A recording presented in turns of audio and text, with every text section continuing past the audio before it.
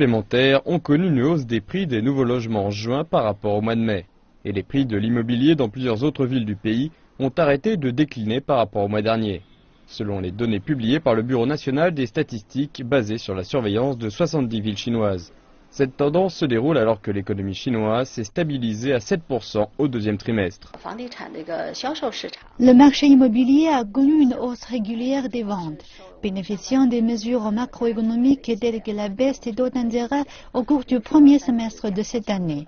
Les personnes peuvent emprunter davantage en se basant sur les fonds de réserve pour le logement. Certaines mesures des gouvernements locaux ont également aidé le marché de l'immobilier. Les villes de premier tiers ont augmenté plus rapidement que les villes de deuxième ou troisième tiers.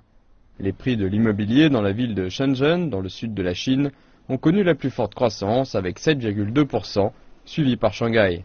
Selon les experts, la demande dans les villes de premier tiers reste forte, tandis que la pression est forte dans les petites villes pour réduire les stocks. Le taux de croissance des investissements s'est ralenti au deuxième trimestre. Cela fait partie du processus de déstockage du marché immobilier. Les ventes des biens immobiliers commerciaux ont également augmenté de 4% au premier trimestre, malgré leur chute au cours des 5 premiers mois. Cela signifie que les ventes de juin ont été exceptionnellement élevées comparées au mois précédent.